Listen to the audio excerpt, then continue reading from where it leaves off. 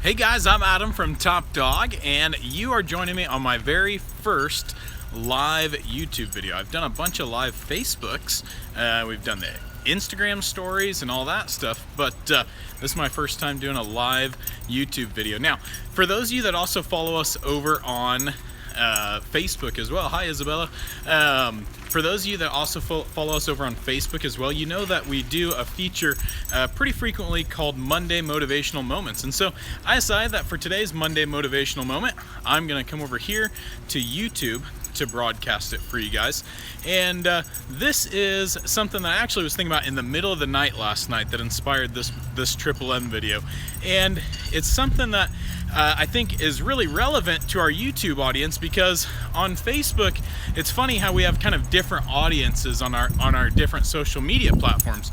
On Facebook, it's a lot of people with dogs that are maybe just acting up or have problem behaviors and stuff, and so people are following us on Facebook because of that. But here on YouTube, we have a lot more followers that follow us because of service dog stuff. And so this video, I'm talking about something that's extremely relevant to service dog folks. And as you saw from the title, I asked the question, is there such thing as too much of a good thing in dog training? And the answer is that there absolutely is. Oftentimes I see, and this happened just this weekend, and that's why it's been on my mind, but I see a lot of times where folks are working with a dog and they don't even realize it, but they're boring that dog to death. They start teaching a behavior, and what happens is, for example, like the sit. You start teaching the dog to sit and you just do it over and over and over again. Or the come command, you do it over and over and over again. And the dog starts getting really, really sick of it, really tired of it, and so they start getting lazier about it, or they start not doing it for you because for them it's really boring and stuff. And so you get something that starts off as a good effort. You think you're doing something that you're doing right, but instead the boringness to the dog starts making the dog be less reliable. So by repeating the commands over and over again and doing the same exercise over and over again, you start to lose your dog's interest. By the way, I know a lot of times when I'm out walking dogs, people like to see who I'm working with. This is Kona. She is not a service dog. She's actually a dog that came to us for some aggression issues towards people and other dogs. And she's doing really, really well now. But anyway, yeah, so there's Miss Kona. German Shepherd mixed with something else, we're not sure exactly, but really, really pretty, sleek, black dog. So anyway, back to the topic at hand again here. There's definitely too much, there is such thing as too much of a good thing when it comes to dog training. If you find yourself repeating the same training scenarios over and over again, you're gonna bore your dog. And so you need to do a couple of things to avoid this. I'm gonna tell you what those things are. First, change up your training environment. Like for example, right now, I totally changed up the route where I normally walk Kona. I'm walking her around the high school. It's still very close to our training facility, but I just changed up our route and decided to go this way around the high school instead of the normal way that I take around the block.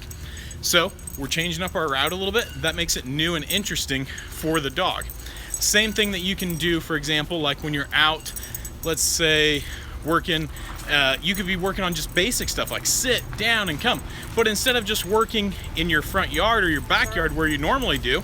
Oh, sorry, just a second, guys. With them over there? The dog training company? Yeah, yep. What does it cost? Like my daughter's got a little pup. What's it cost for a obedient?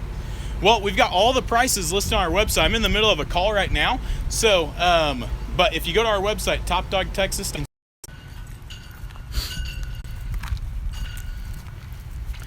Okay, we cut out there for some reason. We'll see how this goes getting reconnected. But changing up your route, going for a walk, messing with your routine just a little bit, and you'll find that you're able to keep your dog's attention a whole lot better. Another really good example of this for our service dog folks is when we're doing like scent detection training, right? So when we're doing scent detection training with a diabetic alert dog, we take and we combine the odor that we're training that dog to alert to, and we give them treats every time they find that.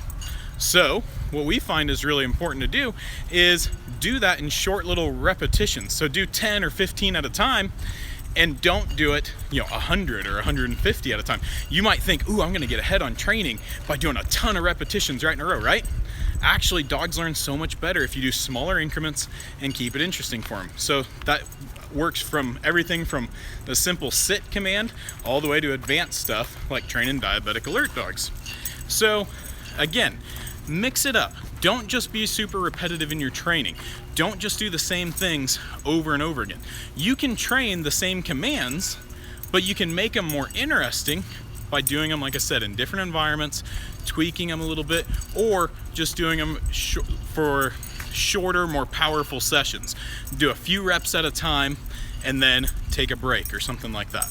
So I want to just end by just sharing when I first learned this was when I was training police canines at the first official training school that I went to in North Carolina.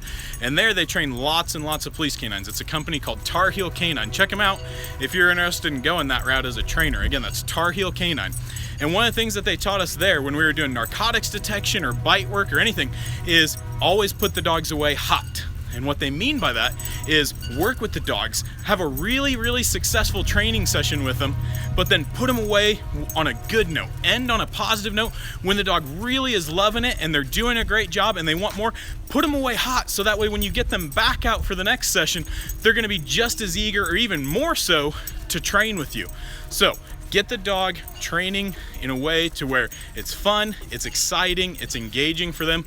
Don't bore the dog to death, and you'll find that your training is a lot more fun for you and your dog's gonna be a lot more reliable for you. Anyway, I'm Adam from Top Dog. The dog that was with me today is Kona, and thanks for watching, guys. Remember, you can have too much of a good thing in training. Don't make training super repetitive.